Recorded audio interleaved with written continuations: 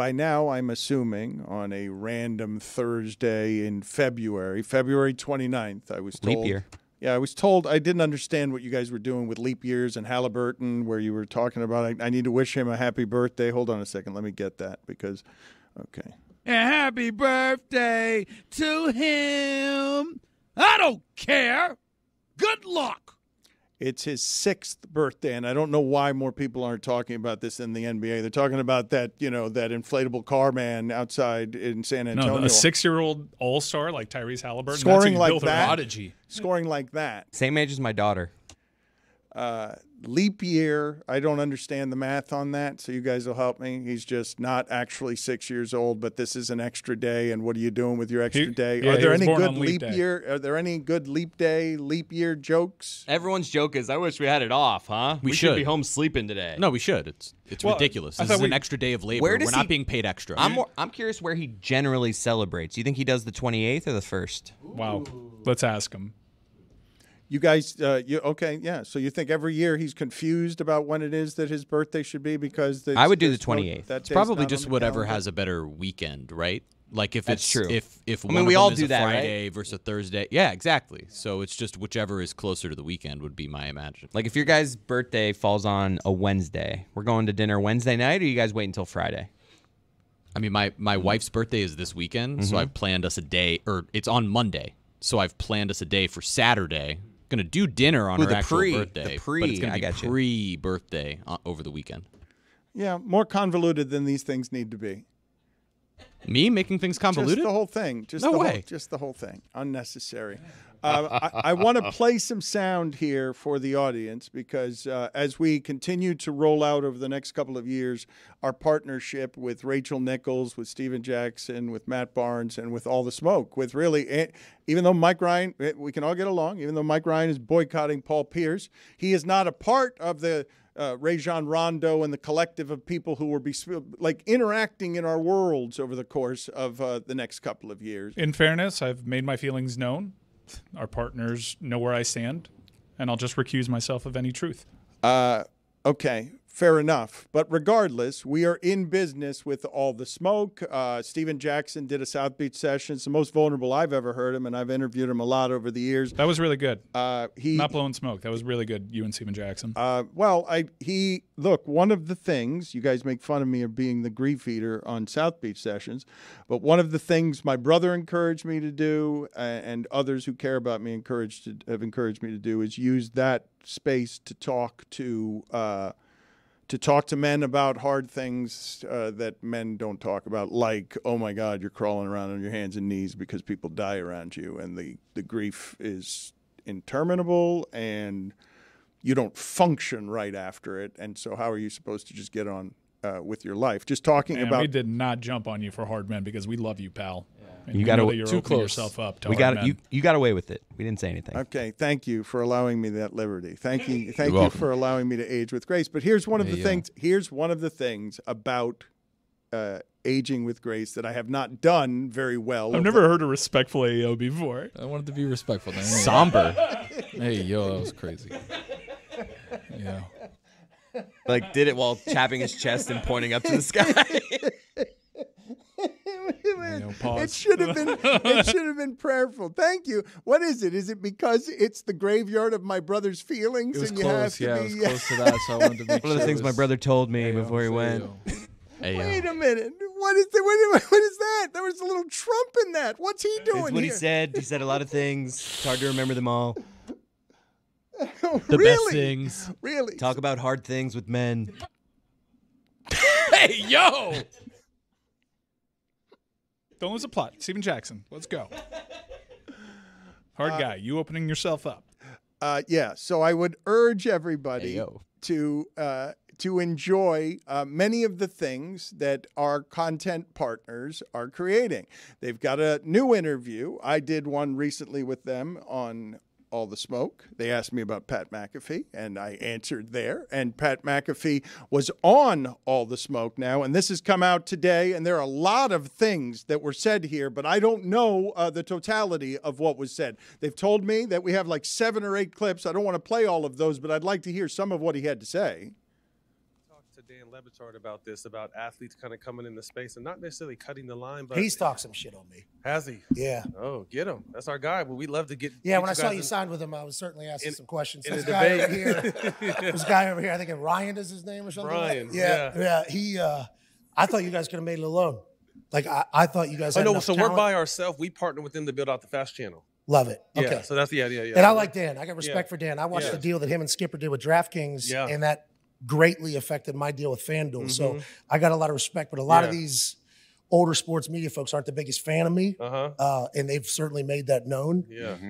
And we've had some. We've had. Well, you know why, right? Because a lot of them wanted to do what you're doing now on ESPN. Yeah, they weren't allowed to, is what They they weren't said. allowed to. You think I was allowed to though? Like that's the whole part But of you it. had I ain't gonna say balls. You had the confidence in yourself to be able to get it done without worrying about what other people gonna say. I think it didn't happen for them because they came in more like, well, I want to do this. You said I'm doing this instead. I want to do this. That's a big difference. Hey, I'm to those suits too. Like they do not like me. We talk.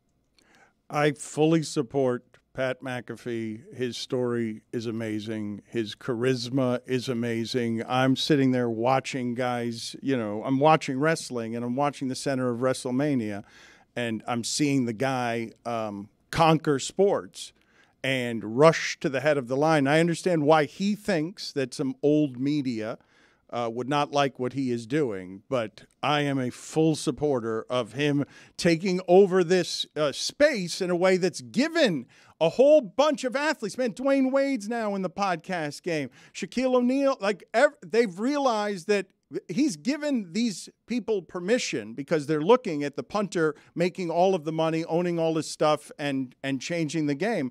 Let me hear some more sound. I don't have anything bad to say about Pat McAfee. Let me hear some more sound. Except for that I one time. was honored and pumped to get the ask to come Thanks, onto bro. this No, show. appreciate You know, like I am a big fan. Thank So you. I can't wait to see what you guys do and keep Thank you. going. Thank And you. shout out to Meadowlark Yeah. for seeing what Yeah, everybody shout else out is seeing Meadowlark. Thank you. and giving you guys some real a safety net to go Yeah, get it because definitely. it's awesome. And that's basically what they did. Yeah. That's what they did. You deserve it. Yeah, You thank guys you. deserve it all. Thank you. With that being said, I think you wear tank tops. I think you start, Coming over. Put Snake some- skins. I was about to say some snake skins. I'm with the boots. I can definitely see Jack in some snake skins. give me some And Just Mike, a- Mike just had said he had his drug dealer outfit on with some snake skins. That'd be cool. I mean, Stack looks hilarious. Right? I mean, you look phenomenal right now.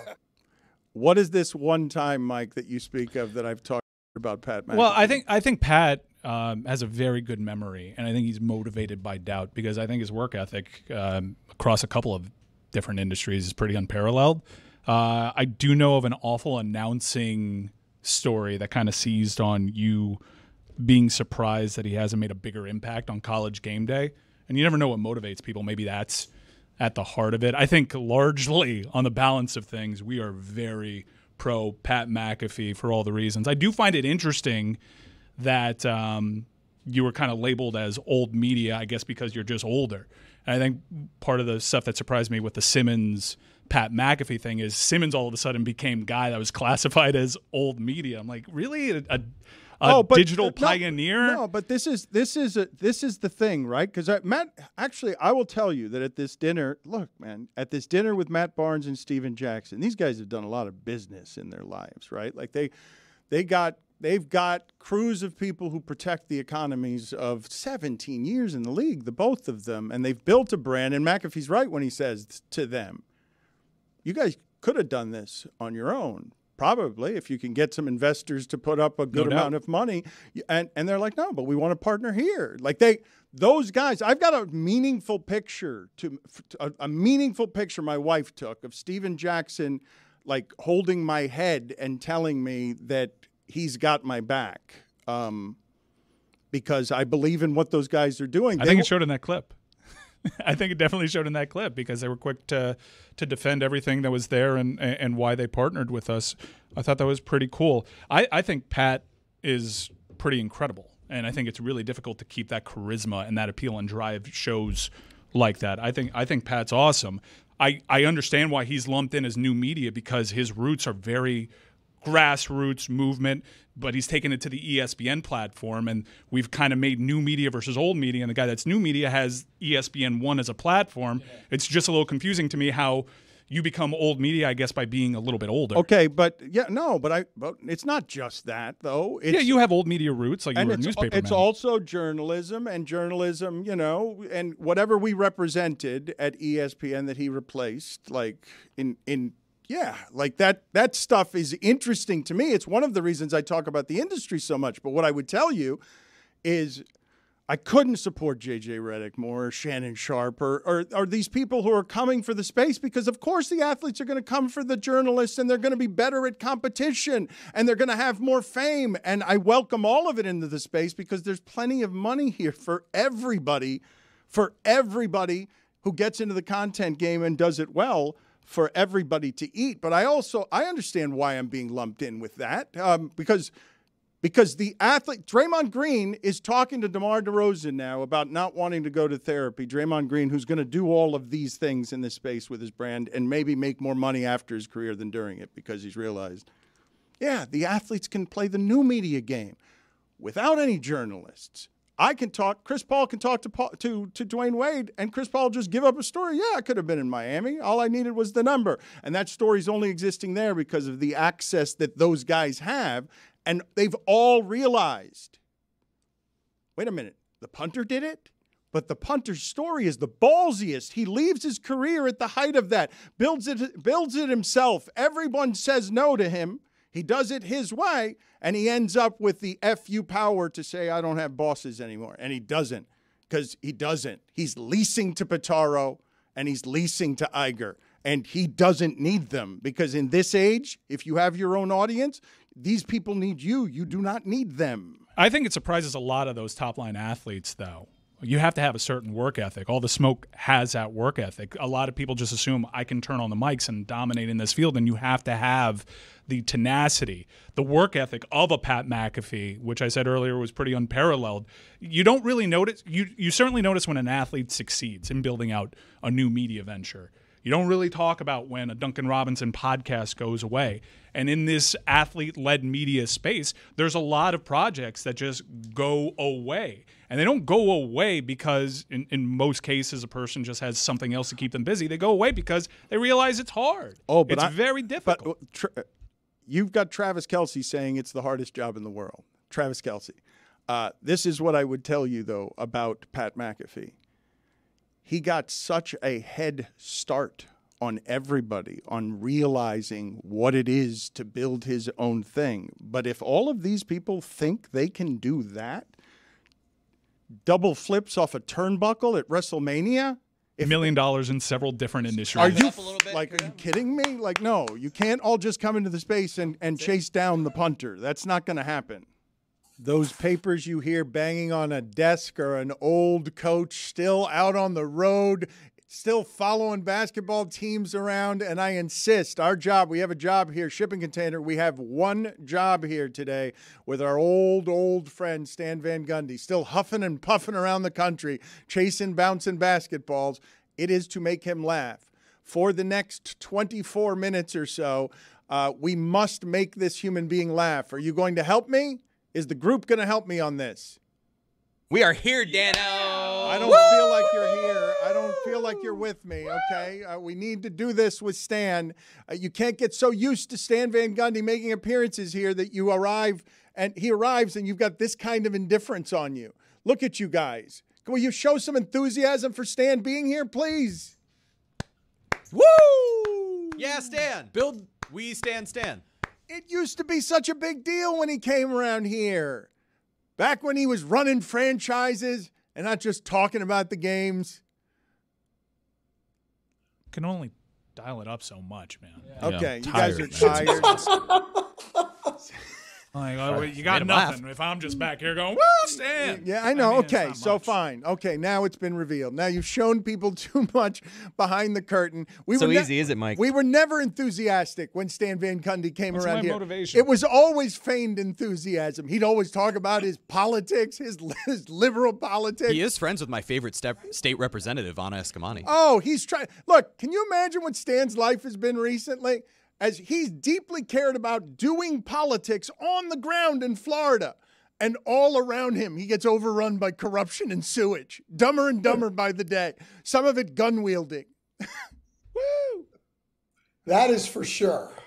Honestly, it is nice to see you, at least for me. I want to talk politics with you because you have tried for the last 10 years, and before that, really, but you've tried to be a progressive, decent human being, and all around you, politics trample you. Forward 30.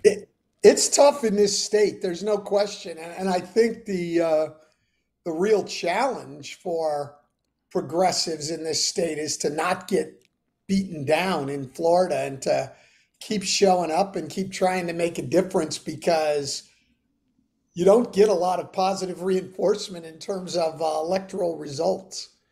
Do you get, I will talk basketball with him in a second. It's been too long since I've seen him. It makes me happy to see your face. I don't want to normalize what LeBron is doing, that we can go this far into the show without talking about the oldest dude in the league. They're coming back from 21 against a Clippers team that can win the championship, hitting 7 threes and doing it at that age. It's just insane. Like, there's not really a precedent for it. So I want to talk to you about that part. But I am curious before we get started. So Mitch McConnell is now leaving, and, I want to make jokes about he'll spend the next, 4,000 years resting comfortably wherever it is that he rests. In a turtle shell. But yeah, he's been he has been a plague, and yet somehow more reasonable than what's coming. Somehow he has been an evil plague for decades, but he's not okay with insurrections. No, but he was fine with subverting, hundreds of years of precedent to not even bring Merrick Garland to a vote on the Supreme Court. He was fine with that, with stealing a seat on the Supreme Court. But you are right in that the one thing I think that we know about today's Republican Party is it's only going to get worse. It's not going to get better. So if you didn't like Kevin McCarthy, great. It brought you Mike Johnson, who not only is far more regressive, but also far more incompetent. I mean, this guy's just a clown. And then, so from Mitch McConnell, who knows where we go, but you can just count on it being worse. It's a good landing spot for Patty Mills. Yeah. That's how we should do it. I should ask, let's do it that way. I'll ask him one serious question, and you ask him what's a good landing spot for Patty Mills. Because we do need some basketball. I need an here. answer. Yeah, what is it? Well, good land. I don't know. I don't know what Patty's got left in the tank. I haven't seen him this year. Well, he just got released by the Hawks, and I know he's not going to buy into the team defensive concept of Eric Spoelstra, but I kind of want to stash him just to keep him away from the other teams in the East, because if he goes to one of those other contenders, he's got to kill Miami. Well, the one thing with Patty Mills is, he's going to come in firing and he's going to light it up, and he'll give you an effort defensively. I'm not so sure that he wouldn't fit with Miami. He's certainly not going to be a great defender, but he'll give you an effort. He's not like what are we doing? What are we doing? That's a thoughtful answer. He's averaging 2.7 We're trying to find out where Patty Mills can go. It's all about fit. I mean, he's an expert. He breathes basketball. Then why'd you interrupt him? Your question was so much better. But he hasn't watched Patty Mills. He's saying, what's he doing? Like, why are you asking me about Well, I haven't watched him because he hasn't played on what's a very bad Atlanta team. So, do you think Trey Young's social media reaction to his injury was a bit much, considering it's just a pinky? Come on. I didn't see his social media reaction. He's holding up the pinky. He's putting 1 Corinthians up there. I mean, it's a pinky. Oh, well, I think a biblical quotation for a basketball injury is a bit much. Yeah. So regardless of what the quotation was. 4:30.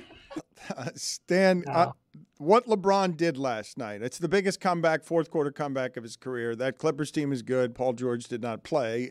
But that Clippers team has dominated LeBron's era of basketball over there. They beat up the Lakers every time they play.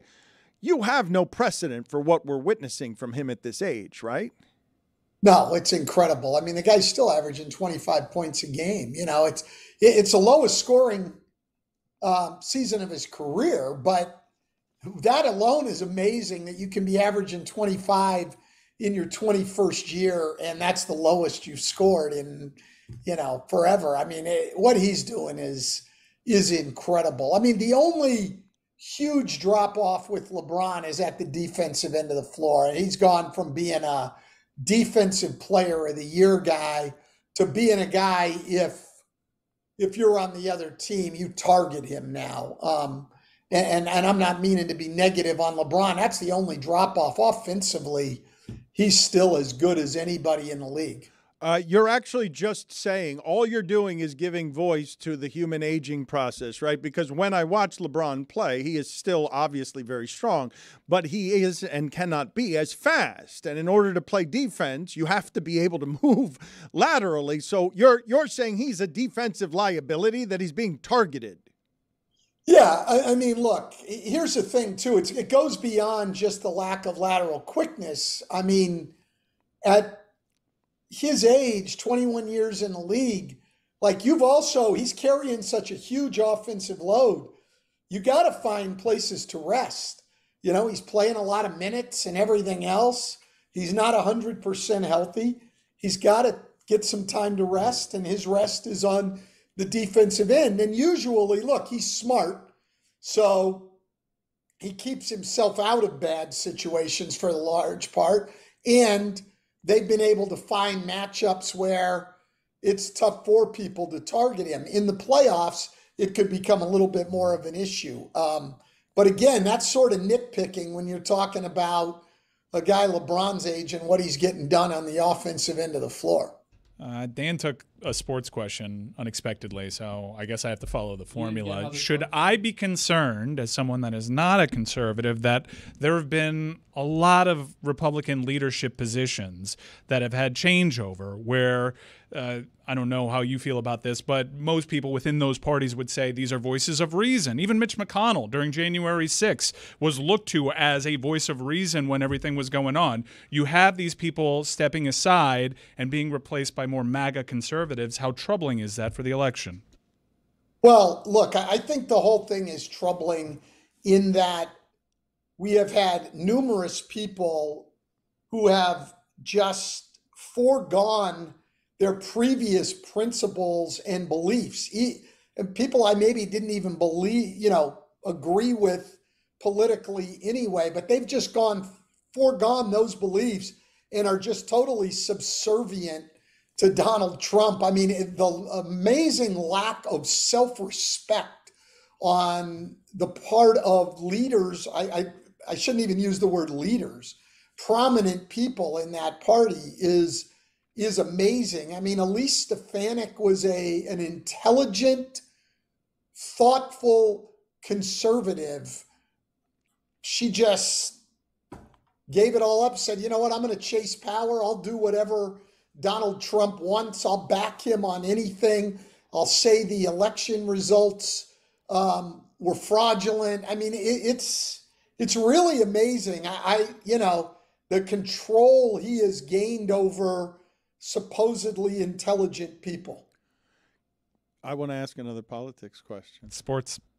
I have to stick to sports? Well, you always have to stick to sports, Dan. Although you can You're take the in political sports. question and then I can go back to right. bread and We butter. just kind of All right, so As then you know, go ahead I and know ask the hoops. sports question, and then I'll go to a politics serpentine question. draft. Yeah, go ahead. Tyrese Halliburton turned 6 today, being a leap day baby. I've been hugely impressed with his offense. I'm sure people have found holes in his game. But in terms of natural scorers, where do you rank him in the league? The history of 6-year-olds. Yeah, well, he's the best 6-year-old ever, probably. Look, I love Tyrese Halliburton. People have started to see more of him this year, but if the last couple of years, he's averaged over 20 in the playoffs. He's been their second best player. He was better than James Harden was in the playoffs last year. Look, this guy's just really, really good. One of the fastest guys in the league end to end, and is a 40% three-point shooter who has adapted to being a full-time point guard better than anyone could have expected. Doesn't turn the ball over. I thought he'd really struggle with that this year. The playmaking part of it, he has not. He's not a great defender, but he has gotten better at that end. Yeah, he's one of the best young point guards in the league, and certainly the best 6-year-old. Hold on a second, though. I want to ask a politics question. We've only got a minute left here. We'll go to a break after that. But did I see a gleam in Mike Ryan's eye that I rarely see, which is his hatred for Melo? Was there a Melo conversation that just burst out back there?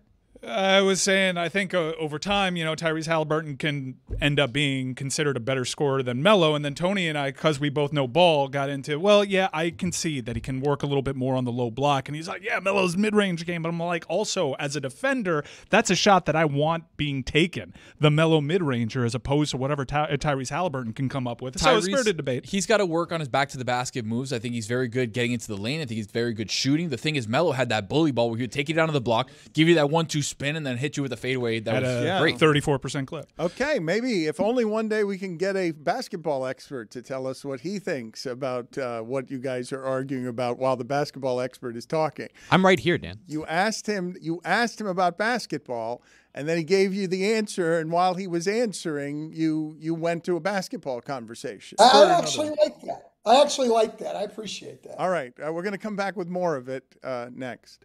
All right, Stan, answer the question that they're asking right there. Melo or Halliburton, who you got for all time? Is Halliburton going to be, when it's done, a better scorer than Carmelo Anthony? No. What? He said so definitively. Is he going to be a better player than Melo was? Well, he's going to be more well-rounded, yeah. But he's not going to be a better scorer, and neither one of Halliburton hasn't shown that he's any more willing to defend than Carmelo was. Politics question? I can ask a politics question. Yeah, okay. go for it. He was a little uncomfortable there. Like he didn't want to upset the Melo stands. I think this is something here. He's not uncomfortable. Stan, Well, I think Carmelo. No, quite honestly, I'm not uncomfortable. Carmelo is an underrated guy. I mean, that guy was as good a scorer as we've had in the league. I mean, he's there with Kevin Durant, any of those guys. He could score on anybody, and he was absolutely fabulous late in games. Like, he made a lot of clutch shots. He just, because he wasn't part of a lot of deep playoff runs, I don't think he got the recognition for that part of his game. But yeah, Carmelo was a damn good offensive He just player. hung on to like a previous era maybe for a little too long, because if the game gravitated more towards the international game, where you could rightfully argue that Carmelo Anthony is the greatest U.S. men's international of all time, that's right. then we're cooking with gas, Stan Van Gundy. Well, yeah, I don't know about that either, though. But look, I have a lot of respect for Carmelo Anthony. I mean, he was one of the few guys you're playing against him. If I was coaching against him late in the game, you've got to come double team him, because you're getting into those last shot type situations. Carmelo was going to come through virtually all the time. That guy was a great player. What about Shane Gilgeous-Alexander? come on. I knew I smelled the mellow on you. I knew I smelled it from over here. Stan, let me ask you about what's happening all around you, because you talk about it matter-of-factly, but as I've mentioned to the audience, for years now, you've been doing the work in your community. You've actually poured many, many hours into not wanting political power, just wanting to make sure things are fair and decent and not unreasonable. It seems to me that you're living in a vastly more unreasonable time now than you were even 8 years ago when you started this. And I'm wondering, from your perspective, like, how do you not feel hopeless and helpless?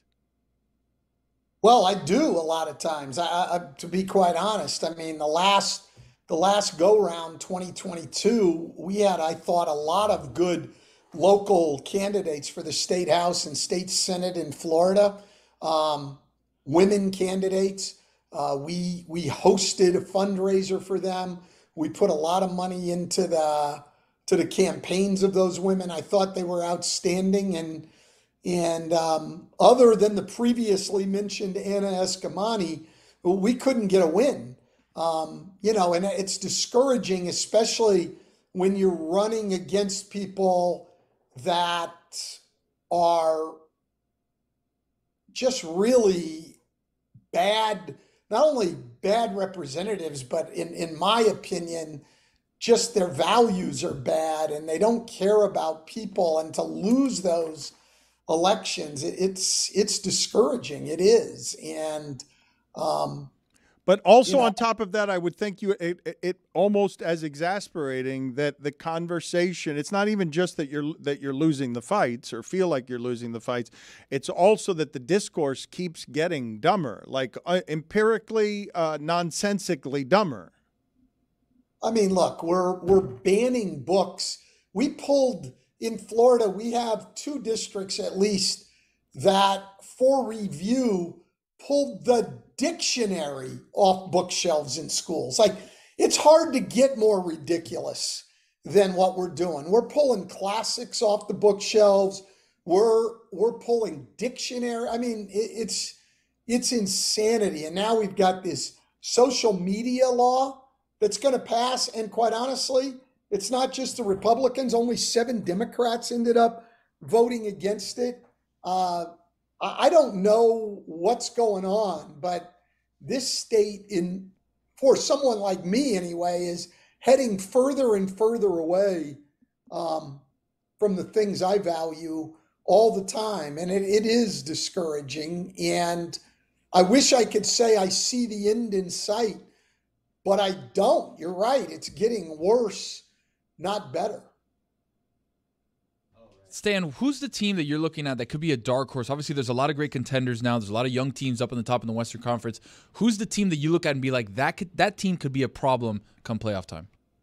Well, there's a lot of teams it could be, so I don't really know. I mean, the dark horses, I guess, would be the teams that would come from down in the standings. So last year we had Miami get to the finals coming through the play-in. The Lakers came through the play-in to get to the Western Conference Finals. I mean, both of those teams and Golden State, I guess, could be considered dark horses at this point. Look, nothing really would surprise me in the West. You look at the first round, normally if you get a 1-8 or a 2-7 series, like those are going to be pretty big upsets.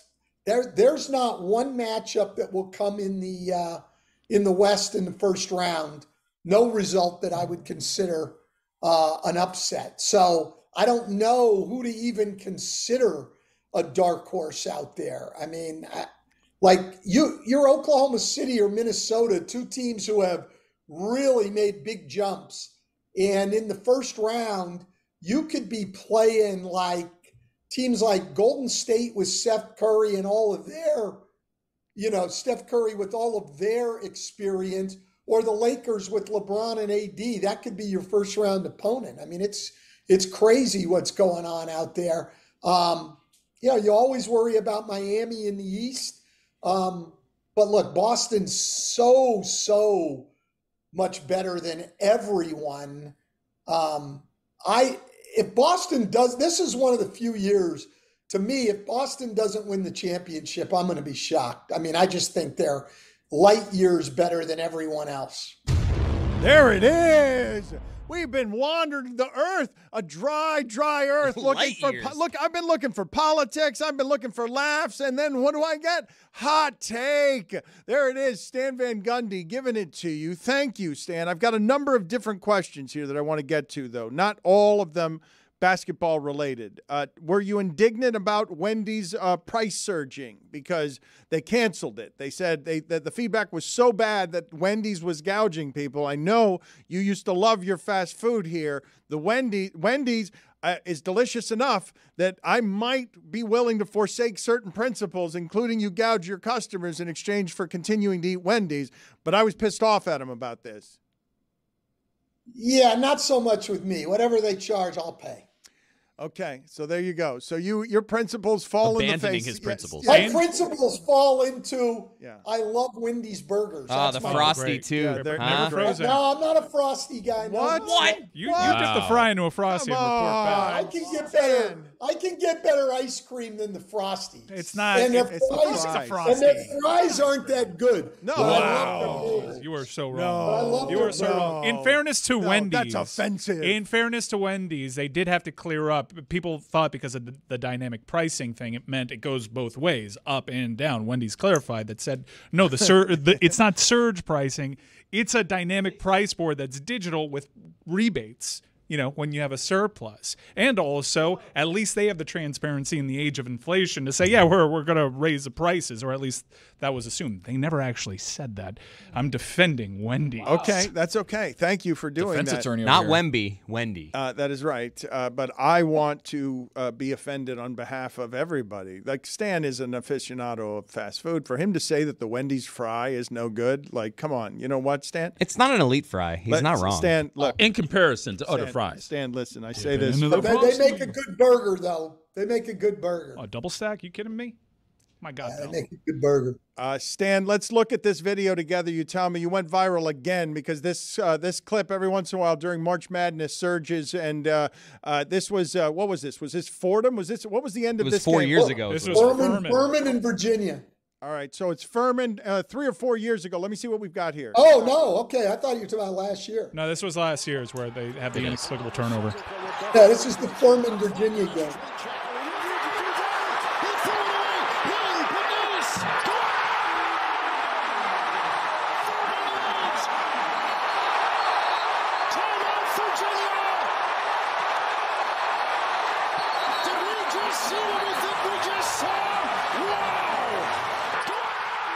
I feel like Harlan disrespected you there. He didn't trust you to stay out of the moment.